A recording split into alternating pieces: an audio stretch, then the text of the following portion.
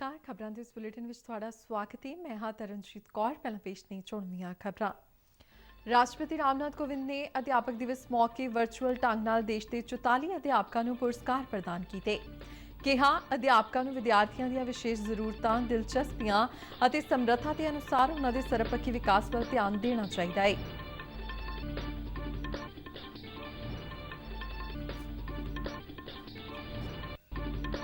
प्रधानमंत्री नरेंद्र मोदी ने अध्यापकों की शलाघा करदियां कहा कि आधुनिक तकनीक की वरतों करदियां उन्होंने कोविड-19 के महामारी के दौर में विद्यार्थियों की सिक्ख्या यात्रा जारी रखी।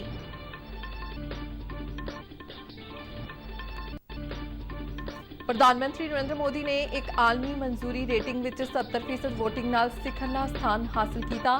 2 महीनों दौरान प्रधानमंत्री मोदी की अप्रूवल रेटिंग में वाधा ते डिसअप्रूवल रेटिंग में कमी दर्ज। केंद्रीय सूचना ते प्रसारण मंत्री अनुराग सिंह ठाकुर ने कहा कि प्रधानमंत्री की योग अगवाई हेठ देश नूं सुधारां दे नाल स्थिरता, समय की निर्धारित हद अंदर काम पूरा करन, पारदर्शिता, जवाबदेही अते वधिया होया रुतबा मिलिया।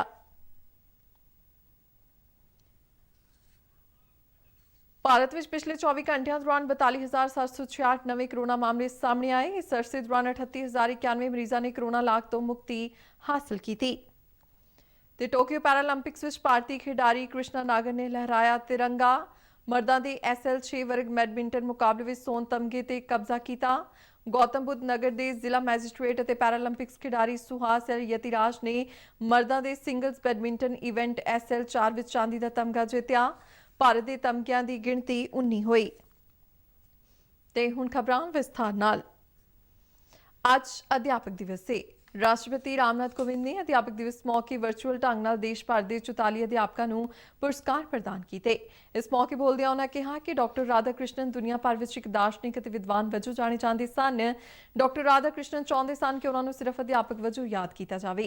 उन्होंने एक महान अध्यापक वजों अपनी अमिट छाप छड्डी है। राष्ट्रपति ने कहा कि अज सानू सत्कारयोग अध्यापकों की याद आउंदी है। अपना उदाहरण देंदियां उन्होंने कहा कि राष्ट्रपति का अहुदा संभालण तो बाद मैनू अपने स्कूल जाने का मौका मिलिया और मैं बहुत भागा वाला रहा कि मैनू अपने बुजुर्ग हो चुके अध्यापकों का सन्मान करने और उन्होंने तो आशीर्वाद प्राप्त करने का मौका मिलिया। उन्होंने कहा कि अध्यापकों का यह फर्ज होंदा है कि वह अपने विद्यार्थियों में पढ़ने की रुचि पैदा करन। उन्होंने अध्यापकों को सलाह दी कि पढ़ाने लगे ये गल ध्यान में रखनी चाहिए कि हर एक विद्यार्थी की समर्था वक्खो वक्री होंदी है। उन्होंने समझ, प्रतिभा, समाजिक पिछोकड़ और पालन पोषण भी अलग अलग होंदा है। इसलिए हर बच्चे दी विशेष जरूरतां, दिलचस्पियां ते समर्थावां के अनुसार उन्होंने सर्वपक्षी विकास वाल ध्यान देना चाहिए है। एक श्रेष्ठ शिक्षक के रूप में अपनी अमिट छाप छोड़ी है।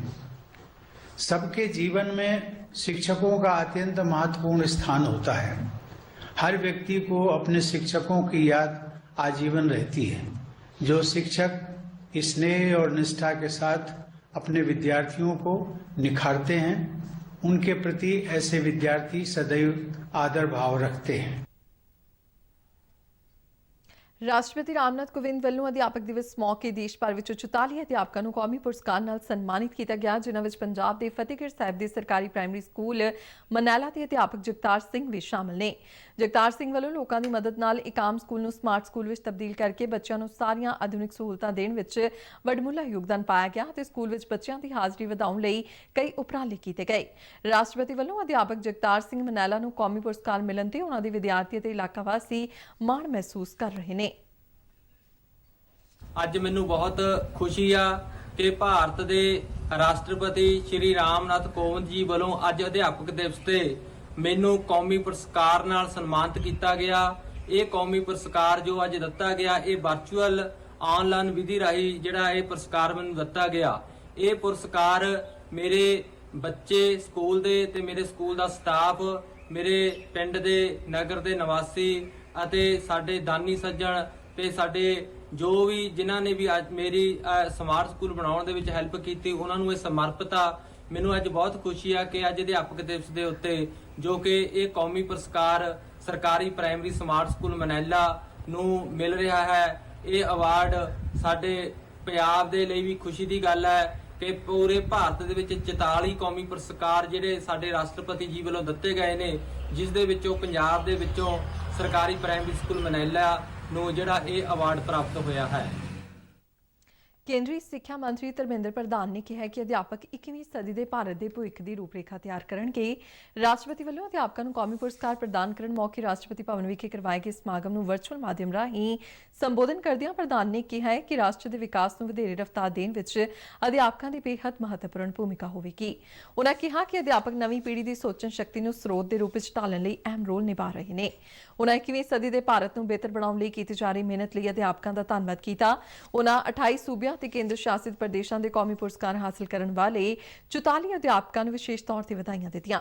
ਪ੍ਰਧਾਨ ਨੇ ਕਿਹਾ ਕਿ ਉਨ੍ਹਾਂ ਦੇ ਮੰਤਰਾਲੇ ਦਾ ਇਹ ਨਿਰੰਤਰ ਯਤਨ ਰਹੇਗਾ ਕਿ ਦੇਸ਼ ਨੂੰ ਬਿਹਤਰੀਨ ਅਧਿਆਪਕ ਦਿੱਤੇ ਜਾਣ। जिसमें हम दिवस पे जब राष्ट्रीय शिक्षा नीति क्रियान्वयन होना शुरू हुआ है, जिसमें हम 21वीं सदी को एक नई ऊंचाई की ओर ले जाने के लिए कटिबद्ध है, संकल्पबद्ध है। और आज की शिक्षक दिवस इसीलिए महत्वपूर्ण होता है। राष्ट्रीय शिक्षा नीति की क्रियान्वयन का पहले सालगिरह के अवसर पे ये पहला शिक्षक दिवस है।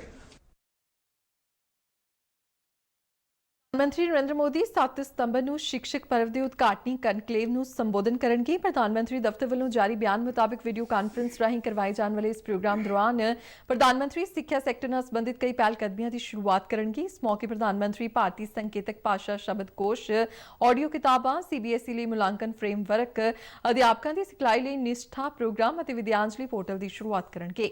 ਸਿੱਖਿਅਕ ਪਰਵ 2021 ਦਾ ਵਿਸ਼ਾ ਗੁਣਵੱਤਾ ਭਰਪੂਰ ਅਤੇ ਟਿਕਾਊ ਸਕੂਲ ਭਾਰਤ ਵਿੱਚ ਸਕੂਲ ਸਿੱਖਿਆ ਨਿਰਧਾਰਿਤ ਕੀਤਾ ਗਿਆ ਹੈ। ਇਸ ਵਰਚੁਅਲ ਪ੍ਰੋਗਰਾਮ ਵਿੱਚ ਕੇਂਦਰੀ ਸਿੱਖਿਆ ਮੰਤਰੀ ਅਤੇ ਸਿੱਖਿਆ ਰਾਜ ਮੰਤਰੀ ਵੀ ਭਾਗ ਲੈਣਗੇ। ਕੇਂਦਰ ਵੱਲੋਂ ਸੂਬਿਆਂ ਅਤੇ ਕੇਂਦਰ ਸ਼ਾਸਿਤ ਪ੍ਰਦੇਸ਼ਾਂ ਨੂੰ ਹੁਣ ਤੱਕ 66 ਕਰੋੜ 99 ਲੱਖ ਤੋਂ ਵੱਧ ਕੋਵਿਡ ਵੈਕਸੀਨ ਖੁਰਾਕਾਂ ਉਪਲਬਧ ਕਰਵਾਈਆਂ ਗਈਆਂ ਨੇ। ਕੇਂਦਰ ਸਰਕਾਰ ਵੱਲੋਂ ਸੂਬਿਆਂ ਨੂੰ ਸਿੱਧੀ ਸੂਬਾ ਖਰੀਦ ਕੈਟੇਗਰੀ ਅਤੇ ਮੁਫਤ ਆਧਾਰ ਤੇ ਵੈਕਸੀਨ ਉਪਲਬਧ ਕਰਵਾਈ ਜਾ ਰਹੀ ਹੈ। ਕੇਂਦਰ ਵੱਲੋਂ 1 ਕਰੋੜ 56 ਲੱਖ ਵੈਕਸੀਨ ਖੁਰਾਕਾਂ ਸੂਬਿਆਂ ਨੂੰ ਜਾਰੀ ਕਰਨ ਦੀ ਪ੍ਰਕਿਰਿਆ ਅਧੀਨ ਨੇ। ਸਿਹਤ ਮੰਤਰਾਲੇ ਨੇ ਦੱਸਿਆ ਹੈ ਕਿ ਸੂਬਿਆਂ ਤੇ ਕੇਂਦਰ ਸ਼ਾਸਿਤ ਪ੍ਰਦੇਸ਼ਾਂ ਤੋਂ 4 ਕਰੋੜ 37 ਲੱਖ ਖੁਰਾਕਾਂ ਅਜੇ ਬਕਾਇਆ ਪਈਆਂ ਨੇ। ਮੰਤਰਾਲੇ ਨੇ ਸਪਸ਼ਟ ਕੀਤਾ ਕਿ ਕੇਂਦਰ ਸਰਕਾਰ ਸਮੁੱਚੇ ਦੇਸ਼ ਵਿੱਚ ਕੋਵਿਡ ਟੀਕਾਕਰਨ ਦੀ ਰਫ਼ਤਾਰ ਨੂੰ ਬਰਕਰਾਰ ਰੱਖਣ ਲਈ ਵਚਨਬੱਧ ਹੈ। आजादी का अमृत महोत्सव ਨੂੰ ਸਮਰਪਿਤ ਆਜ਼ਾਦੀ ਦਾ ਸਫ਼ਰ ਤਹਿਤ ਅਸੀਂ ਭਾਰਤ ਦੀ ਆਜ਼ਾਦੀ ਵਿੱਚ ਯੋਗਦਾਨ ਪਾਉਣ ਵਾਲੇ ਵੱਖ-ਵੱਖ ਮੰਨੇ ਪਰਮੰਨੇ ਅਤੇ ਗੁਮਨਾਮ ਆਜ਼ਾਦੀ ਸੰਗਰਾਮੀਆਂ ਦੇ ਜੀਵਨ ਦੇ ਪਹਿਲੂਆਂ ਤੋਂ ਤੁਹਾਨੂੰ ਜਾਣੂ ਕਰਵਾਉਂਦੇ ਹਾਂ। ਇਸ ਤੋਂ ਇਲਾਵਾ ਆਜ਼ਾਦੀ ਦੇ ਸੰਘਰਸ਼ ਨਾਲ ਜੁੜੀਆਂ ਹੋਰ ਗਤੀਵਿਧੀਆਂ ਬਾਰੇ ਵੀ ਦੱਸਦੇ ਹਾਂ। ਅੱਜ ਦੀ ਇਸ ਕੜੀ ਵਿੱਚ ਅਸੀਂ ਤੁਹਾਨੂੰ ਨਾ ਮਿਲਵਰਤਨ ਅੰਦੋਲਨ ਦੇ ਨਾਲ-ਨਾਲ ਉੱਗੇ ਸੁਤੰਤਰਤਾ ਸੈਨਾਨੀ ਕਪਾਲੋਟਿਆ ਤਮੀਜਨ ਬਾਰੇ ਵੀ ਜਾਣਕਾਰੀ ਦੇਵਾਂਗੇ, ਜਿਨ੍ਹਾਂ ਦਾ ਅੱਜ ਜਨਮ ਦਿਨ ਵੀ ਹੈ। ਪੇਸ਼ ਹੈ ਇੱਕ ਰਿਪੋਰਟ।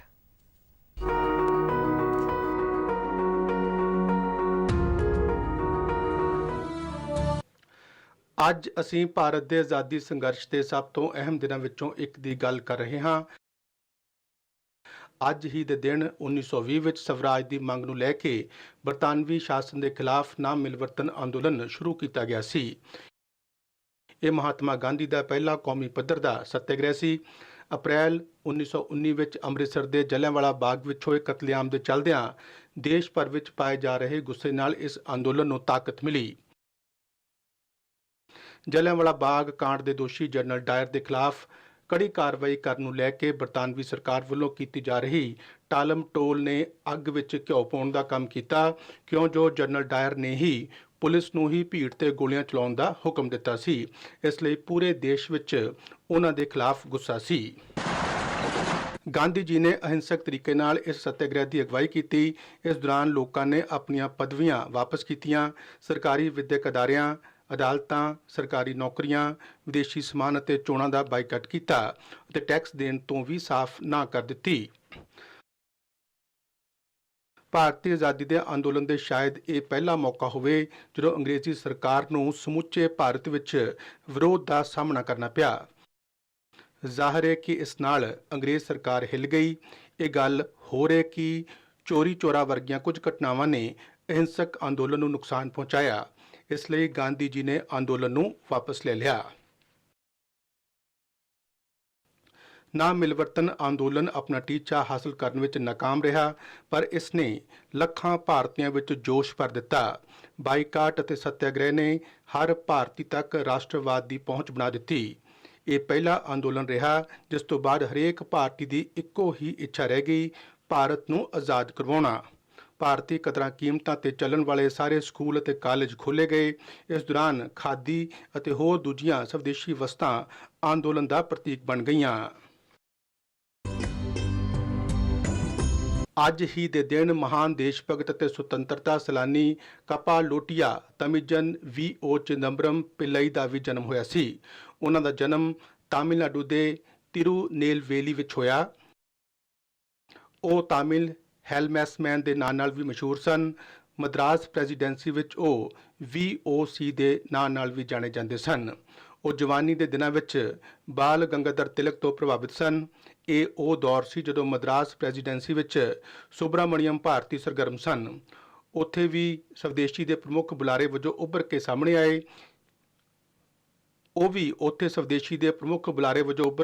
ਆਏ। V.O. ਮਸ਼ਹੂਰ ਵਕੀਲ ਵੀ ਸਨ। ਮਦਰਾਸ ਪ੍ਰੈਜ਼ੀਡੈਂਸੀ ਵਿੱਚ ਉਹਨਾਂ ਨੇ ਹੱਥਕਰਘਾ ਉਦਯੋਗ ਦੇ ਵਿਕਾਸ ਲਈ ਧਰਮ ਸੰਘ ਨੇਸਾ ਵੁਚਲਈ ਅਤੇ ਸਵਦੇਸ਼ੀ ਸਟੋਰ ਸ਼ੁਰੂ ਕੀਤਾ। ਕਿਹਾ ਜਾ ਸਕਦਾ ਹੈ ਕਿ ਸਵਦੇਸ਼ੀ ਉਤਪਾਦਨ ਅਤੇ ਕਾਰੋਬਾਰ ਦੇ ਉਹ ਨੇਤਾ ਸਨ। V.O. ਨੇ national godown, Madras agro industrial society limited ਅਤੇ ਦ ਦੇਸਾ ਬਿਮਨਾ ਸੰਗਮ ਵਰਗੇ ਕਈ ਸੰਸਥਾਵਾਂ ਦੇ ਗਠਨ ਵਿੱਚ ਅਹਿਮ ਭੂਮਿਕਾ ਨਿਭਾਈ। 1905 ਵਿੱਚ ਬੰਗਾਲ ਦੀ ਵੰਡ ਤੋਂ ਬਾਅਦ ਉਹ ਸਿਆਸੀ ਸੰਘਰਸ਼ ਵਿੱਚ ਦਿਲਚਸਪੀ ਲੈਣ ਲੱਗ ਪਏ ਸਨ।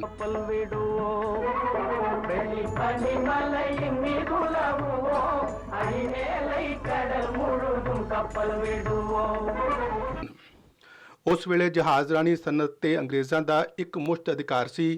V.O. ਪਹਿਲੇ ਭਾਰਤੀ ਸਨ ਜਿਨ੍ਹਾਂ ਨੇ ਸਵਦੇਸ਼ੀ ਸਟੀਮ ਨੈਵੀਗੇਸ਼ਨ ਕੰਪਨੀ ਸ਼ੁਰੂ ਕੀਤੀ।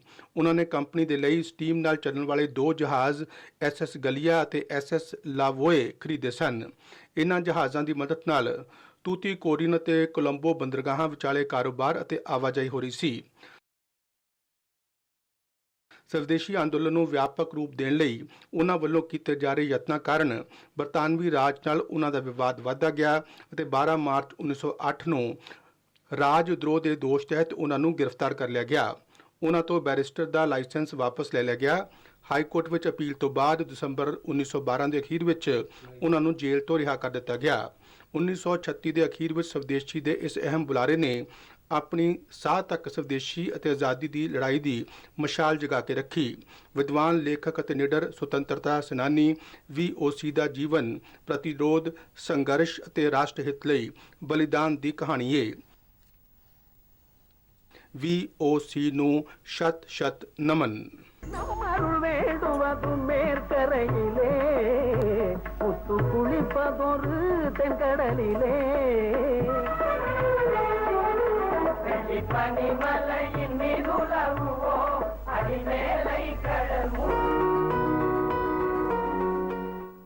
ਤਿੰਨ ਦੇਸ਼ਾਂ ਦੇ 4 ਦਿਨਾਂ ਦੌਰੇ ਤਹਿਤ ਡੈਨਮਾਰਕ ਪਹੁੰਚੇ ਵਿਦੇਸ਼ ਮੰਤਰੀ ਡਾਕਟਰ S. ਜੈਸ਼ੰਕਰ ਨੇ ਭਾਰਤ ਡੈਨਮਾਰਕ ਸੰਯੁਕਤ ਕਮਿਸ਼ਨ ਦੀ ਚੌਥੀ ਮੀਟਿੰਗ ਦੀ ਆਪਣੇ ਹਮਅਹੁਦਾ ਜੈਪੇ ਕੋਫੋਰਟ ਨਾਲ ਸਾਂਝੇ ਤੌਰ ਤੇ ਪ੍ਰਧਾਨਗੀ ਕੀਤੀ। ਮੀਟਿੰਗ ਮਗਰੋਂ ਟਵੀਟ ਰਾਹੀਂ ਜਾਣਕਾਰੀ ਸਾਂਝੀ ਕਰਦਿਆਂ ਵਿਦੇਸ਼ ਮੰਤਰੀ ਨੇ ਕਿਹਾ ਕਿ ਡੈਨਿਸ਼ ਹਮਅਹੁਦਾ ਨਾਲ ਦੁਵੱਲੇ ਅਤੇ ਖੇਤਰੀ ਮੁੱਦਿਆਂ ਤੇ ਵਿਸਥਾਰ ਨਾਲ ਗੱਲਬਾਤ ਕੀਤੀ ਗਈ। ਉਨ੍ਹਾਂ ਦੱਸਿਆ ਕਿ ਗੱਲਬਾਤ ਦੇ ਏਜੰਡੇ ਵਿੱਚ ਪੌਣ ਅਤੇ ਪਾਣੀ ਤੋਂ ਮਿਲਣ ਵਾਲੀ ਊਰਜਾ ਸੰਬੰਧੀ ਮੁੱਦਿਆਂ ਨੂੰ ਵੀ ਸ਼ਾਮਲ ਕੀਤਾ ਗਿਆ। ਮੀਟਿੰਗ ਦੌਰਾਨ ਸੰਯੁਕਤ ਕਾਰਜਕਾਰੀ ਸਮੂਹਾਂ ਵੱਲੋਂ ਵੱਖ-ਵੱਖ ਸੈਕਟਰਾਂ ਵਿੱਚ ਕੀਤੀ ਗਈ ਪ੍ਰਗਤੀ ਦਾ ਵੀ ਜਾਇਜ਼ਾ ਲਿਆ ਗਿਆ ਅਤੇ ਸਿਹਤ ਸੈਕਟਰ ਵਿੱਚ ਸਹਿਯੋਗ ਵਧਾਉਣ ਤੇ ਵੀ ਚਰਚਾ ਕੀਤੀ ਗਈ। ਵਿਦੇਸ਼ ਮੰਤਰੀ ਨੇ ਦੱਸਿਆ ਕਿ ਪਿਛਲੇ ਵਰ੍ਹੇ ਵਰਚੁਅਲ ਸੰਮੇਲਨ ਦੌਰਾਨ ਅਪਣਾਏ ਗਏ ਸਾਂਝੇ ਐਕਸ਼ਨ ਪਲਾਨ ਤੇ ਵੀ ਝਾਤ ਮਾਰੀ ਗਈ। ਵਿਦੇਸ਼ ਮੰਤਰੀ ਨੇ ਕਿਹਾ ਕਿ ਦੋਹਾਂ ਮੁਲਕਾਂ ਦੀ ਗ੍ਰੀਨ ਰਣਨੀਤਿਕ ਭਾਈਵਾਲੀ ਅੱਗੇ ਵਧ ਰਹੀ ਹੈ। ਵਿਦੇਸ਼ ਮੰਤਰੀ ਨੇ ਆਪਣੇ ਹਮਅਹੁਦਾ ਨਾਲ ਮੁਲਾਕਾਤ ਤੋਂ ਬਾਅਦ ਡੈਨਮਾਰਕ ਦੀਆਂ ਵੱਖ-ਵੱਖ ਕੰਪਨੀਆਂ ਦੇ ਮੁੱਖ ਕਾਰਜਕਾਰੀ ਅਧਿਕਾਰੀਆਂ ਤੇ ਨੁਮਾਇੰਦਿਆਂ ਨਾਲ ਵੀ ਗੱਲਬਾਤ ਕੀਤੀ। CBI ਨੇ ਰੇਲ ਕੋਚ ਫੈਕਟਰੀ ਕਪੂਰਥਲਾ ਦੇ ਪ੍ਰਿੰਸੀਪਲ ਚੀਫ ਇੰਜੀਨੀਅਰ ਨੂੰ ਰਿਸ਼ਵਤ ਮੰਗਣ ਅਤੇ ਲੈਣ ਦੇ ਦੋਸ਼ ਹੇਠ ਗ੍ਰਿਫਤਾਰ ਕੀਤਾ ਹੈ। ਸੂਤਰਾਂ ਦੇ ਹਵਾਲੇ ਤੋਂ ਮਿਲੀ ਜਾਣਕਾਰੀ ਮੁਤਾਬਿਕ ਬਿਊਰੋ ਵੱਲੋਂ ਪ੍ਰਿੰਸੀਪਲ ਚੀਫ ਇੰਜੀਨੀਅਰ ਖਿਲਾਫ ਕਥਿਤ ਤੌਰ ਤੇ 1 ਲੱਖ ਰੁਪਏ ਦੀ ਰਿਸ਼ਵਤ ਲੈਣ ਦਾ ਮਾਮਲਾ ਦਰਜ ਕੀਤਾ ਗਿਆ ਹੈ।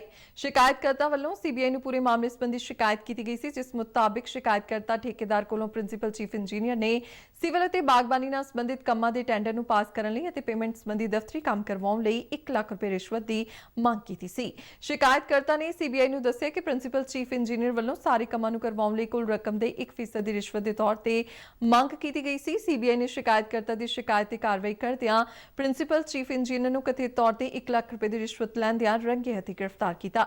ਇਸ ਤੋਂ ਬਾਅਦ ਮੁਲਜ਼ਮ ਦੇ ਕਪੂਰਥਲਾ ਤੇ ਜੈਪੁਰ ਵਿਚਲੇ ਦਫ਼ਤਰਾਂ ਤੇ ਰਿਹਾਇਸ਼ੀ ਟਿਕਾਣਿਆਂ ਤੇ ਵੀ ਛਾਪੇਮਾਰੀ ਕੀਤੀ ਗਈ। ਸੀਬੀਆਈ ਵੱਲੋਂ ਬੀਤੇ ਦਿਨ ਦੋਸ਼ੀ ਨੂੰ ਵਿਸ਼ੇਸ਼ ਅਦਾਲਤ ਵਿੱਚ ਪੇਸ਼ ਕੀਤਾ ਗਿਆ ਤੇ ਅਦਾਲਤ ਨੇ ਉਸ ਨੂੰ 14 ਦਿਨਾਂ ਦੀ ਨਿਆਇਕ ਹਿਰਾਸਤ ਵਿੱਚ ਭੇਜ ਦਿੱਤਾ ਹੈ। ਤੇ ਇਸ ਦੇ ਨਾਲ ਹੀ ਖਬਰਾਂ ਦਾ ਬੁਲੇਟਿਨ ਇੱਥੇ ਹੀ ਖਤਮ ਹੁੰਦਾ ਹੈ। ਆਗਿਆ ਦਿਓ। ਨਮਸਕਾਰ।